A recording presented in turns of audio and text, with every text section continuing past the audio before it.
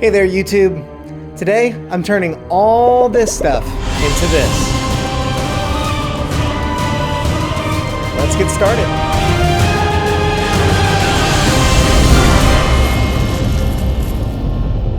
We'll start off our build by making the island itself out of a full sheet of XPS foam.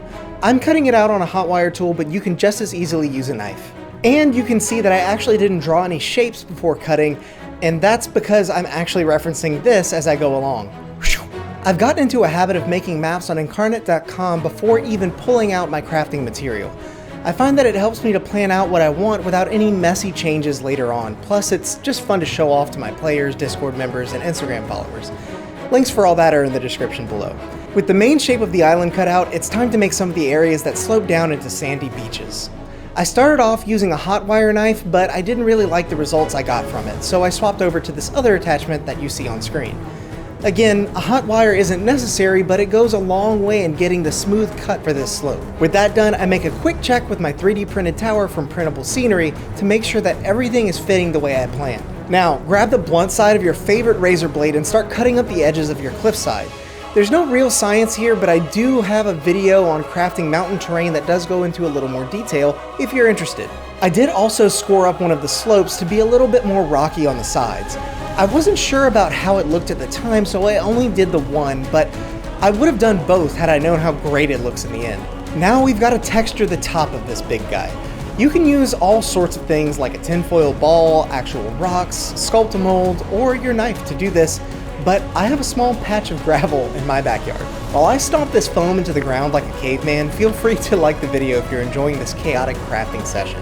Now for a quick coat of Mod Podge and black paint before letting it cure overnight, and then following it up with a quick coat of a dark gray color. Don't worry, this isn't going to be just typical gray rock.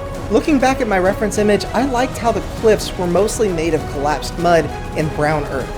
It felt more right for an island and would likely fit just about anywhere if I wanted to use this piece somewhere else. So I mixed a medium brown with my dark gray until I found a color I liked and started gently brushing it on, leaving some of the dark gray showing in cracks and crevices. Next I dry brushed a bit of olive green just on the top of the island since grass wouldn't grow on the sides. This doesn't have to be perfect either, since we'll be covering it all with some flocking in just a moment. Then I dry brushed some of the medium brown from earlier, followed by a lighter dry brushing of Folk Art's Butter Pecan on the sides only.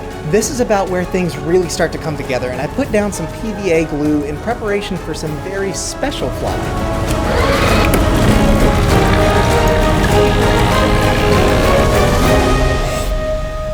Coffee.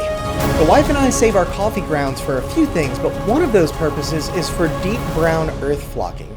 It's a color that I never seem to find in any of the name brands, and it's a material that I always have on hand anyway. Just make sure to dry it out and bake the grounds in the oven before using them so that they're completely sanitary. Next, we'll cover that up with some earth tone turf from Woodland Scenic, since I find that it really looks a bit more like dead grass. And then we'll douse it with some scenic cement and watered down PVA glue. Follow that by very carefully sprinkling on some blended turf flocking. If you add too much, you run the risk of it looking way too green and lively. Then, after even more scenic cement, you can actually kick up some of the flocking so that there's more variety and some of the dirt shows through. Now it's time to turn our tower into a lighthouse. I had the idea to cut down a few strips of XPS to fit the grooves at the top of the tower and hold the roof a little higher up, leaving room for one of these little LED lights at the top. I'll link them in the description below if you'd like to have some for yourself. After cutting the XPS strips to I found that they were a bit too tall, so I cut them down a bit more. They ended up being about 3 inches tall and a ½ inch thick. Then, using a wire brush, I notched each side of the XPS so that it looked like wood. Don't mind the grime here, I cleaned the brush before using it, I swear. Now, all that's left is a bit of brown paint and we get to hop onto the airbrush for a quick base coat on the rest of the model. By the way, you can definitely just use a brush for this step. I'm just using an airbrush here for the base coat because it's quicker and more efficient on paint. Anyway, I'm using my usual dark gray for all the rock and stone and stormy blue for the roof. Now we move on to a coat of medium gray on all of our stone. Just like earlier, you want to cover up most of the piece, but be sure to leave some of the darker gray showing so the stone has some depth and color. For the rocks and rubble at the bottom of the structure, I actually wanted to match the brown edges of our reference image. But for reasons I'll show in just a moment, I used the medium brown and not the darker brown from earlier. I also used the chance to touch up some of the wooden elements on the model as they've been covered up by some of the airbrushing. From here, all the stone gets a dry brushing of Folk Art's Boulder color, and I hit up the wood and rock with some butter pecan. Mixing the stormy blue color with white gets me my dry brushing color for the roof, and then we slather on some brown wash all over the wood, rock, and roof, leaving the stone portions complete as is. But before we show off this scene, we need to set the table with a neat trick that I think you're really gonna love. For our sandy beaches, I'm using kinetic sand, and I tend to use this for versatile pathways and desert as well. It packs up easy and sticks together really nicely, so I find that it's way better than adding sandy flocking to your terrain permanently. But with everything now in place, let's check out the finished result.